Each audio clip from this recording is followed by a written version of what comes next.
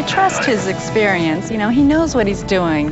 And I'm sure Burt and the crew wouldn't allow them up there if they didn't believe in it too. So I have to believe in that. How far does it actually drop before the rocket ignites? As soon as it lets go, we're going to light the rocket motor within about 10 or 12 seconds. On this rocket flight today, we expect this smooth buildup in thrust. However, when we shut the motor off, he'll instantaneously snap his head forward to a G forward. Today, we're going to go to about 900 miles an hour. All right, Mike, see you at 15. Thank you. Yeah.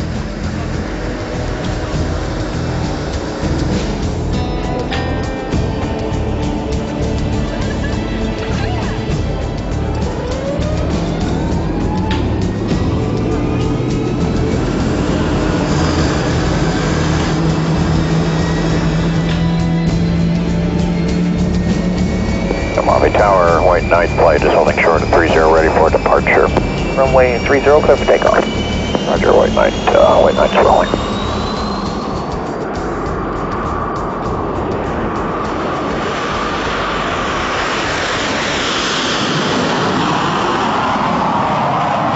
Okay, gear up. Gear's coming. Scale mobile ground.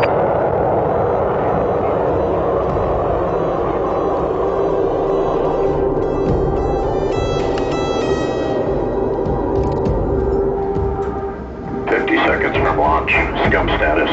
Scum's go for release. 316 status. Go for release. 40 seconds.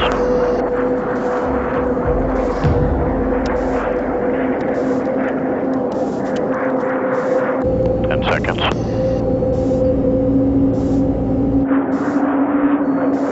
5 seconds.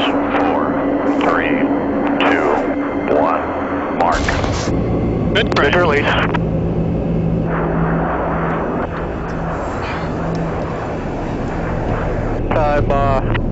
Looking good. Scum status for ignition. Scum's go for ignition. Go for ignition. Arm switch on, green light. Stand by for fire switch on my mark. 3, 2, 1, mark. There we go. Good light. 10 seconds.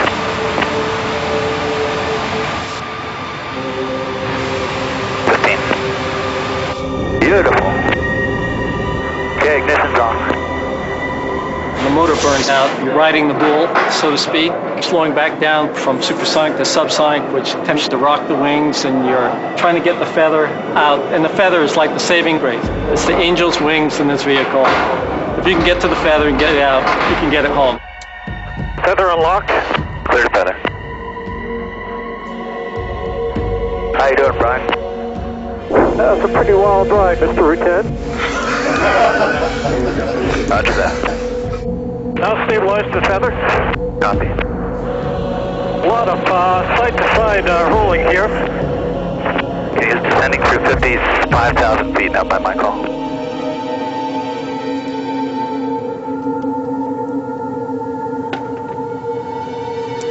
We have you inside, you look good. Suggest you start defeathering, we'll get you going on that. Okay, here comes feather coming down. When you come through on the other side and the shocks are all established, you're back to a pretty stable airplane that flies just fine.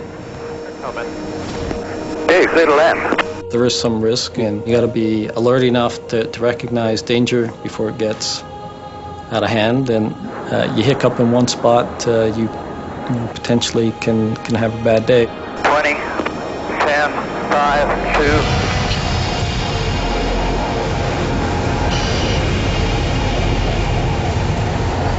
Fire trucks. After the triumph of SpaceShipOne's first rocket-powered boost, Hey, clear to land. pilot Brian Binney comes back down to Earth. 5, 2.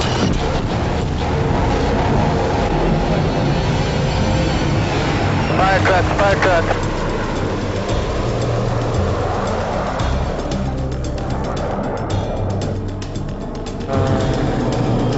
Okay, he's upright, but he's off the runway.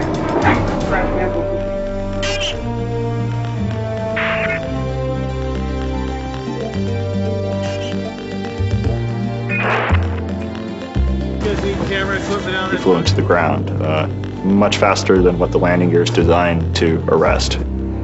One landing gear failed, the other miraculously stayed intact.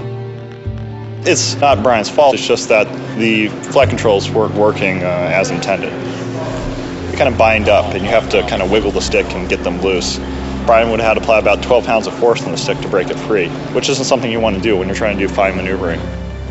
Hey, other than that, how was the flight? Words cannot describe how disappointed. You did a super job. All we've got there is real minor stuff. It is minor. It's not a big deal. It'll be flying in a month. You know, really, it will. This is all real minor stuff. How was the boost? Pretty wild. The kick and trying to keep the wings level, all of that was real dynamic. Just when you think you're kind of under control, something different would happen. This is the first time that a small company, without being supported by the government, has developed and flown a supersonic airplane. Now, you would think that the first private supersonic airplane would just barely go supersonic in level flight.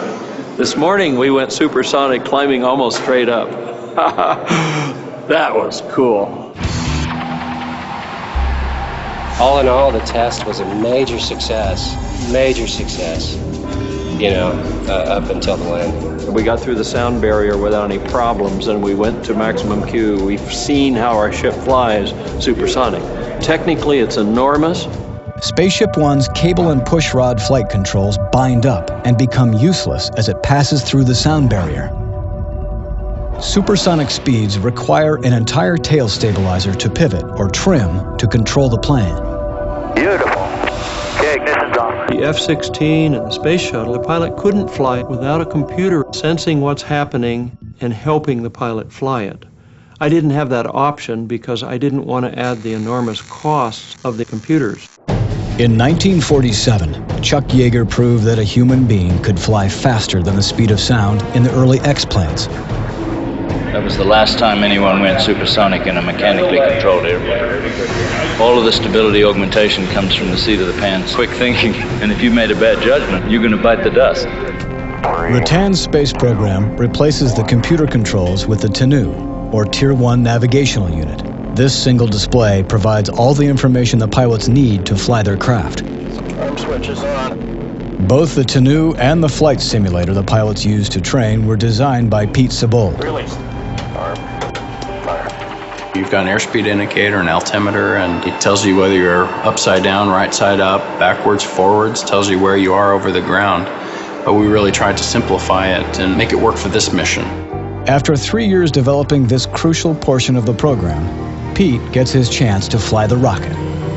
Roger, this is flight 53 Lima 13P. It's 8 April 2004. Pilot Benny, co-pilot Steinmetz, Sebold in the spaceship. And off we go. Have a heavy traffic, white knights on the roll.